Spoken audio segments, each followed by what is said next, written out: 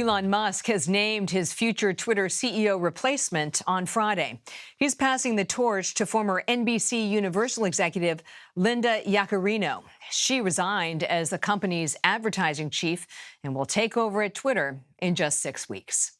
In a tweet, Musk said she will focus primarily on business operations while he shifts his focus to Twitter's product design and new technology.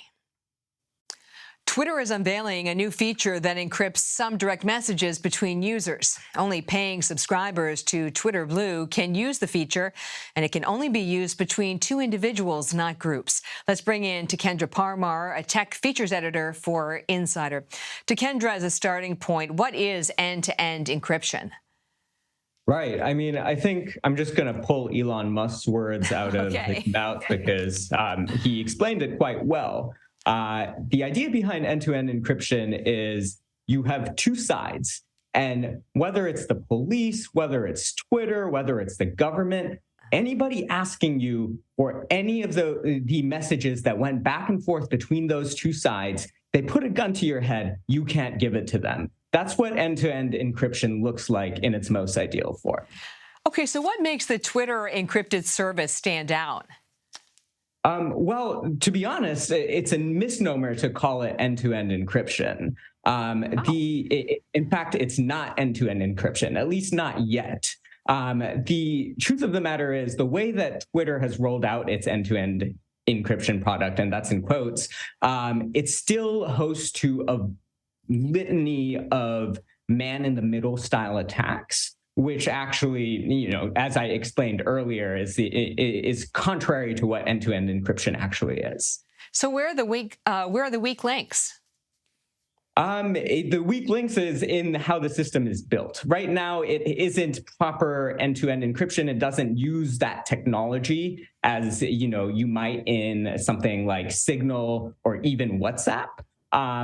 So what this means is there is possibilities of hackers or other sort of malicious or even possibly not malicious actors getting in the middle of your messages with someone who you think you are messaging in an end-to-end encrypted form, so to speak. That sounds like a pretty big drawback.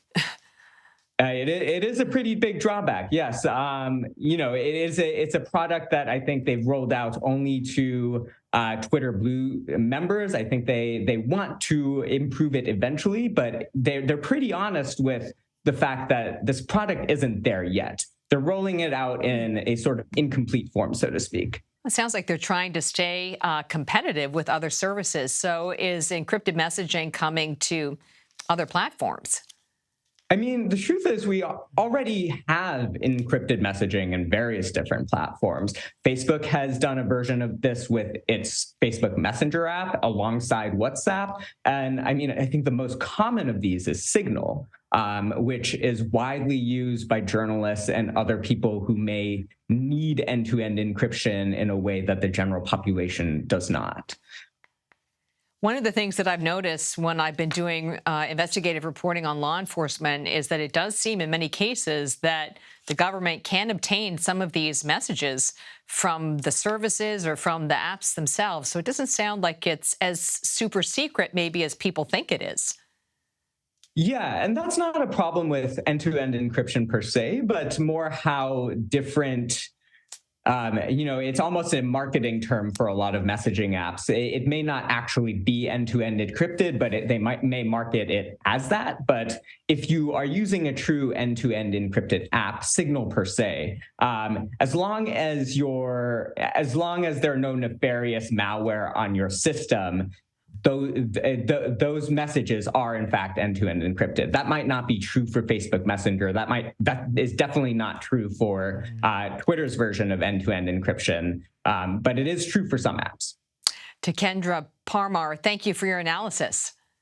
Thank you.